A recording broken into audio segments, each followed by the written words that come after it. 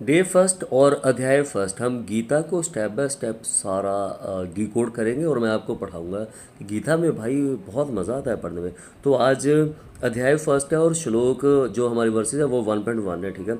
इसका नाम है इसका नाम है धृतराष्ट्र उच्चाव, ठीक है। स्टार्टिंग से हम गीता को स्टार्ट कर रहे हैं। तो जो पहला श्लोक है, हाँ मेरे को संस्कृत पढ़नी नहीं आती, थोड़ा एडजस्ट कर लेना। इसमें लिखा है कि धर्म क्षेत्र कुरुक्षेत्र संवेता युयुत्सव माम का पांडवेश किम कुर्वत संजय, ठीक है।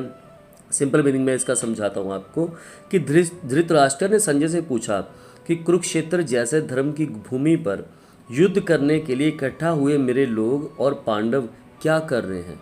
ये एक काफ़ी डेप्थ की बात है। आपको पता है कि महाभारत क्यों शुरू होता है, यानी कि ये सारी चीज़, सारा सिनेरियो के बारे में शायद आपको पता हो। अगर नहीं तो मैं इसके लिए डेडिकेटेड एक वीडियो बनाऊंगा।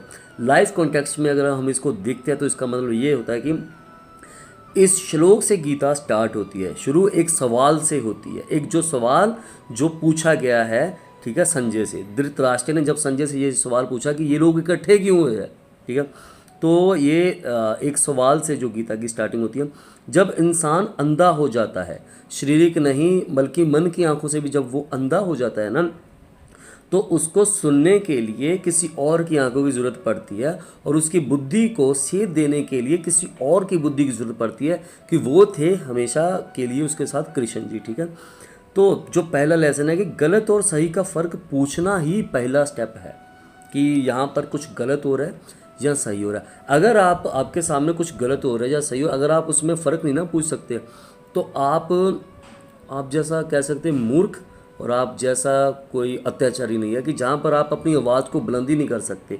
तो ये हमारे आज के श्लोक 1.